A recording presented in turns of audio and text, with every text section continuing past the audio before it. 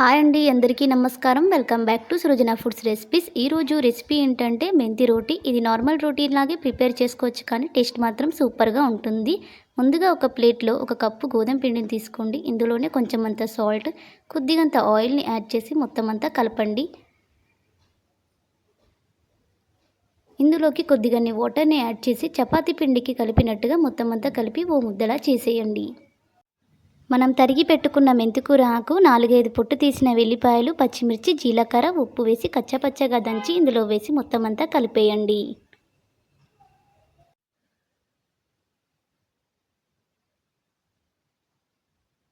ఇప్పుడు కలుపుకున్న పిండిలో నుంచి కొంచెమంత పిండి తీసి పొడి పిండిలో ముంచి రోటి చెక్క మీద రోటీని తాల్చినట్టుగా పల్చగా తాల్చేయండి.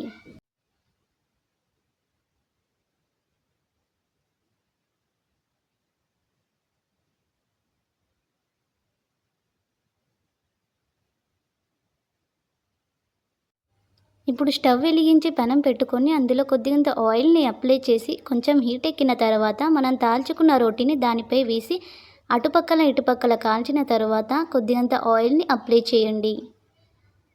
ఇలా అప్లై చేసి మరికొద్దిసేపు కాల్చేస్తే మెంతి రోటీ రెడీ అయినట్టే. ఇవి నార్మల్ రోటీ లాగే సూపర్ టేస్టీగా ఉంటాయి. మీకు ఈ వీడియో నచ్చినట్లయితే లైక్ చేయండి, షేర్ చేయండి. మరిన్ని కొత్త వీడియోల కోసం మా ఛానల్ని సబ్స్క్రైబ్ చేయండి. Thanks for watching.